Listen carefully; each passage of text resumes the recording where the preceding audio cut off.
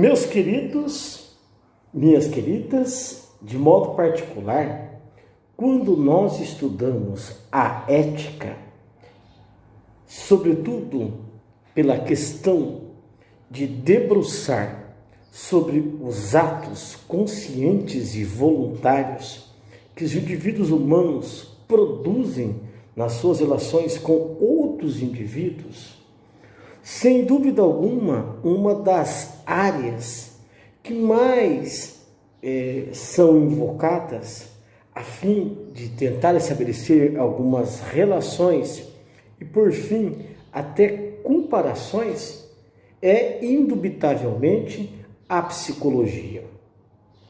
Em que grau há uma relação entre ética científica e psicologia?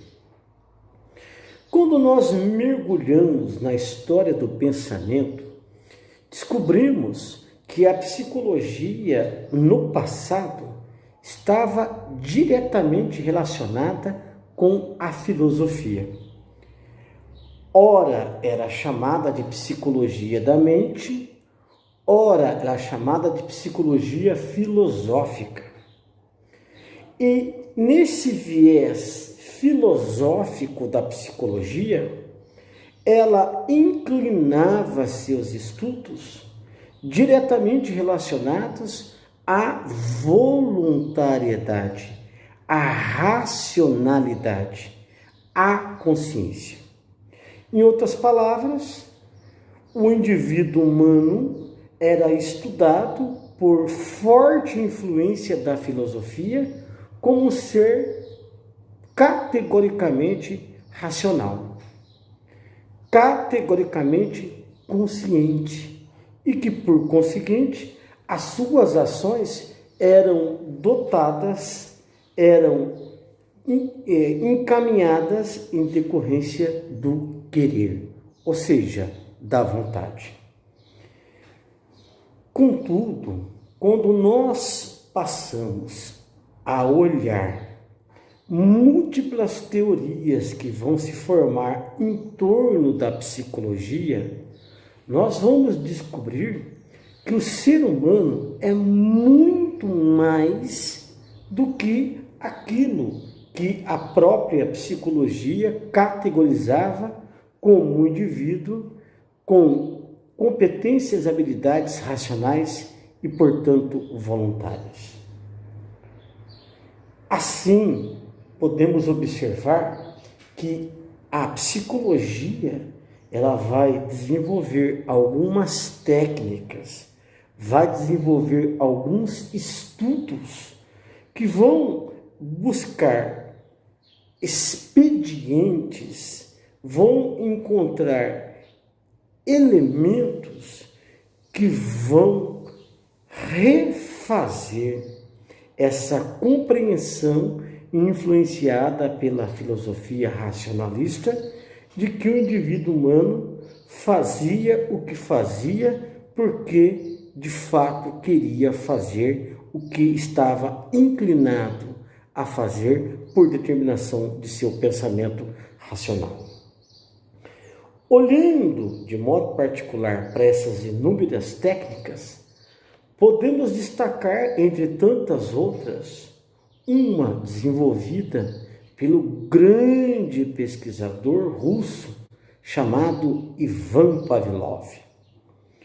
Ivan Pavlov vai fazer um estudo em um local separado, em um ambiente controlado. De modo particular, vai pegar pequenos animais, entre eles camundongos, que tem a intenção de fazer um estudo meticuloso e sistemático à luz daquilo que poderia lhe gerar alguns implicantes ilustrativos a respeito da relação do querer que pode ser alterada em função de alguns estímulos, de elementos que vão sendo incrementados e, em decorrência desses estímulos, as consequências de suas ações também são modificadas. De modo particular, Ivan Pavlov vai utilizar como estímulo positivo a comida e como estímulo negativo choques elétricos. E como elemento para analisar as ações comportamentais desses pequenos animais, vai, no caso, solicitar algumas tarefas, as quais, quando cumpridas, recebem uma carga positiva de estímulo, no caso, comidas. E quando estas não são cumpridas, então recebem a carga negativa de estímulo, no caso, o eletrochoque. Ora, essas informações, elas são sistematicamente documentadas pelo grande pensador Pavlov. Entre tantos outros pesquisadores que vão utilizar elementos experimentais, técnicas, procedimentos em laboratórios ou em análises de simulações, nós teremos também um outro importante pesquisador, Bengt Skinner, que, influenciado por outros pesquisadores como o Watson, o próprio Pavlov, vai desenvolver uma espécie de causa e efeito utilizando dois elementos, letra E de estímulo e letra R de resposta. E a perspectiva, não agora aplicada a grupos animais, mas de modo particular para as ações humanas, as quais, motivadas por um fator estimulador, podem gerar, de certa maneira, alguns resultados. Podemos observar, por exemplo, de que a conduta humana, embora consciente, embora voluntária, embora racional, na proporção em que recebe essa carga estimuladora, pode produzir efeitos, os quais o manipulador, nos quais o observador almeja, atendendo, portanto, a sua expectativa na alteração da ação daquele grupo observado.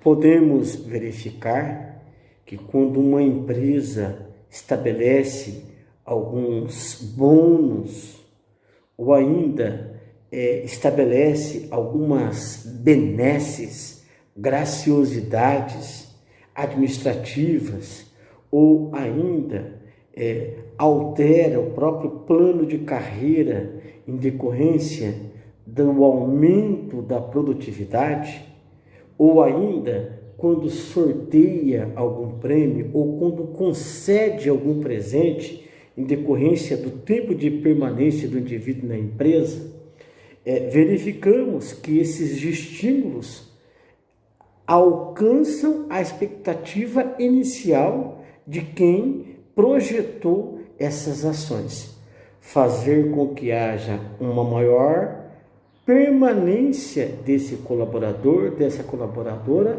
naquela instituição empresarial. Ora, entre outros elementos que podemos exemplificar, isso, segundo a tradição psicológica, passou a ganhar o nome de behaviorismo. Behavior, do inglês, comportamento. Ou seja, o comportamento humano pode ser alterado, pode ser manipulado e trazer respostas que atendem às expectativas de seus interventores na medida em que ofertam certos estímulos. Mas, sem dúvida alguma, uma das teorias que mais se aprofunda na psicologia a respeito de aspectos que excedem o poder racional, que excedem o grau de voluntariedade das ações humanas, é, sem dúvida alguma, os estudos administrados pelo grande pensador austríaco Sigmund Freud. Freud é de formação acadêmica médica. Tinha profundos estudos a respeito da neurologia. E em seus estudos de ordem médica, ficam bem evidentes que a conduta humana, ela é muitas vezes influenciada por elementos alheios ao querer, portanto, alheios à vontade. De modo particular, Sigmund Freud estabelece, dessa forma, uma espécie de uma técnica que tenta fazer com que o indivíduo saia do estado de vigilância e entre em uma posição letárgica. A letargia, ela provoca no indivíduo aquela espécie de adormecimento e aquele controle, arbitral, aquele controle racional, aquele controle que o indivíduo tem sobre a sua fala, a sua ação, quando está absolutamente em estado de consciência, em estado de vigilância. Esses controles todos deixam de existir ou parcialmente deixam de existir quando o indivíduo está nessa letargia. A hipnose, uma técnica desenvolvida, já conhecida na época do Freud, ela é instrumentalizada para gerar esse descontrole. E a partir daí, o controlador, o observador externo, mergulha em um mundo cujas ações são fundamentadas em uma subconsciência. E a partir daí, entre outras coisas possíveis, por meio de perguntas e respostas, vão entrando dentro do histórico pessoal, dentro do histórico existencial, encontrando respostas múltiplas para muitas questões que, em decorrência da racionalidade, foram bloqueadas, como se fosse uma blindagem, e essas questões ficaram recônditas, ocultas.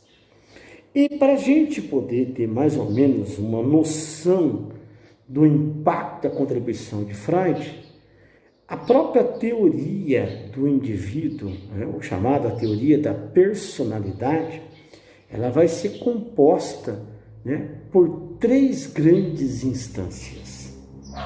De um lado, nós temos o id, que diz respeito à instância de prazer.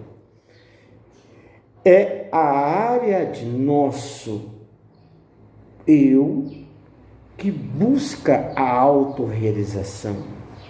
Por meio da libido, o indivíduo, por conseguinte, ele se entrega aos desejos, aos impulsos mais íntimos.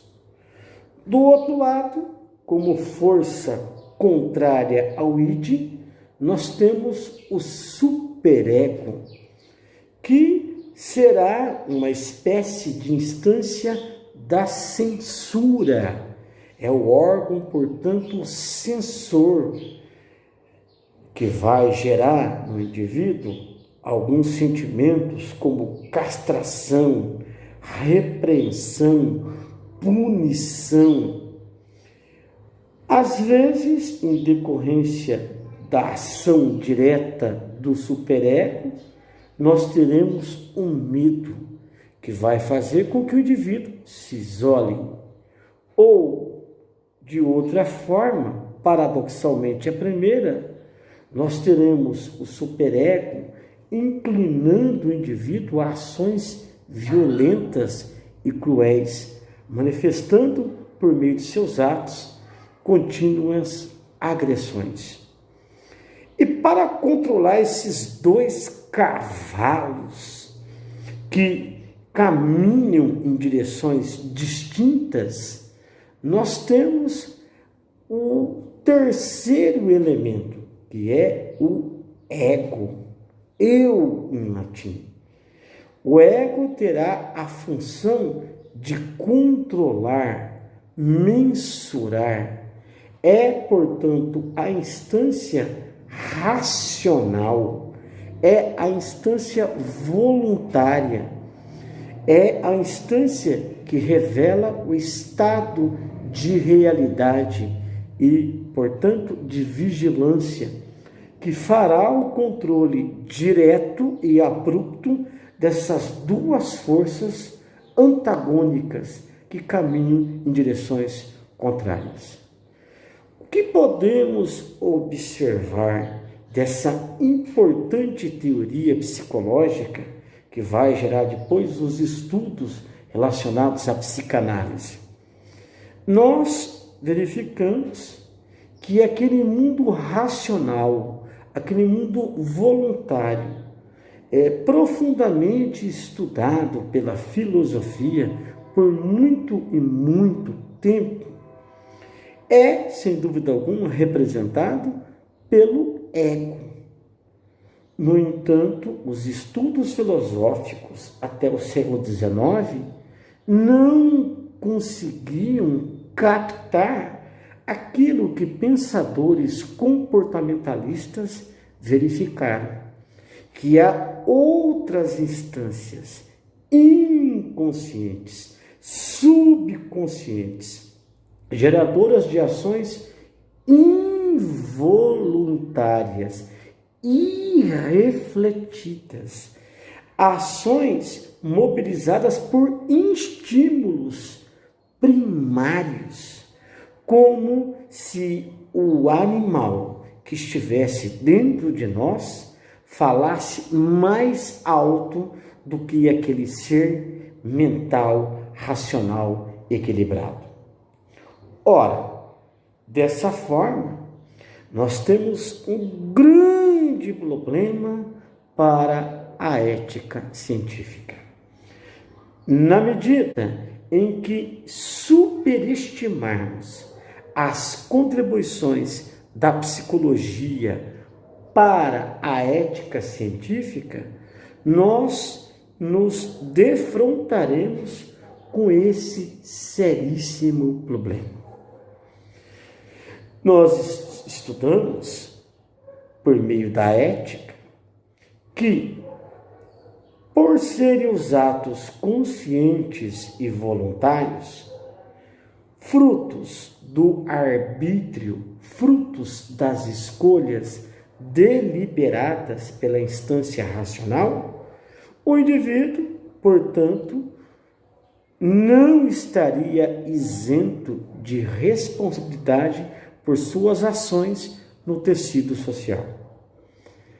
Agora, graças às contribuições psicológicas, nós mergulhamos em um paradoxo profundo, pois, ao afirmar que nossas ações estão mobilizadas sob a égide da subconsciência, da inconsciência, por fatores alheios ao querer humano, a pergunta que fica seria: qual é o grau de responsabilidade civil, penal, administrativo do indivíduo em relação às consequências, aos desdobramentos de suas ações.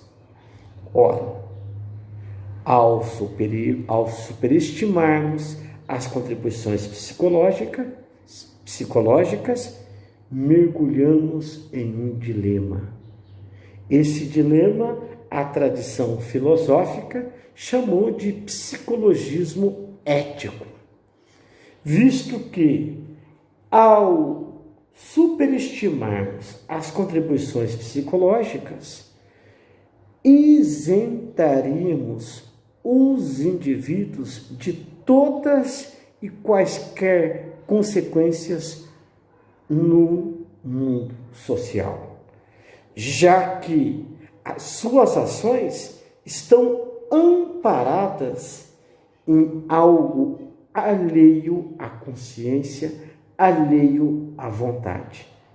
E se assim são, os atos humanos seriam inimputáveis, ou seja, não poderiam passar pelo crivo da responsabilidade e da penalidade.